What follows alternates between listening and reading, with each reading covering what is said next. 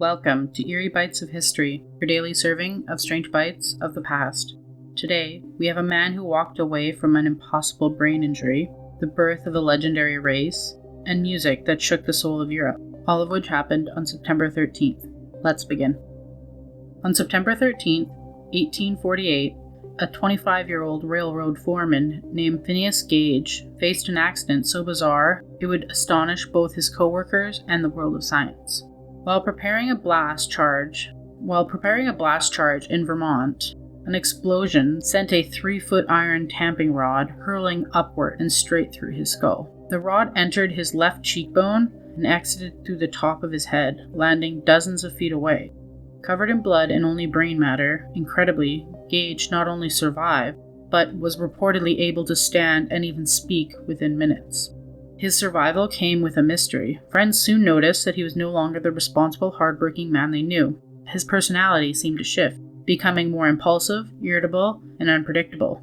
Doctors at the time were baffled. How could one man live through such a catastrophic brain injury, and why had it changed his character so drastically? Gage survived to become one of the earliest, most famous cases studied in neuroscience, offering powerful evidence that specific regions of the brain are linked with personality and decision-making. Though he lived another 12 years before succumbing to seizures, his story continues to be taught in both psychology and medical schools worldwide. On September 13, 1970, New York City witnessed the birth of what would become one of the most iconic sporting events, the very first New York Marathon. Instead of thousands of runners surging through the city streets, only 127 athletes lined up in Central Park, ready to test themselves on a course made up multiple loops of the park's paths. The atmosphere was casual compared to today's spectacle. There were no corporate sponsors, no cheering crowds of millions, and no international broadcast. Just determination, endurance, and the will to see how far they could push the human body. By the end, only 55 runners managed to cross the finish line. The victor was Gary Murrock, a New York City firefighter, who etched his name in history as the very first champion. Though small in scale, this event lit a spark. Over the years, the New York City Marathon grew into a massive culture and athletic phenomenon, attracting tens of thousands of runners across the globe and becoming a symbol of grit, unity, and the New York spirit itself. On September 13, 1807, the great composer Ludwig van Beethoven unveiled a brand new piece of music, his Mass in C major. The performance took place at the palace of Prince Nicholas Esterhazy II, one of Beethoven's patrons and a powerful supporter of the arts.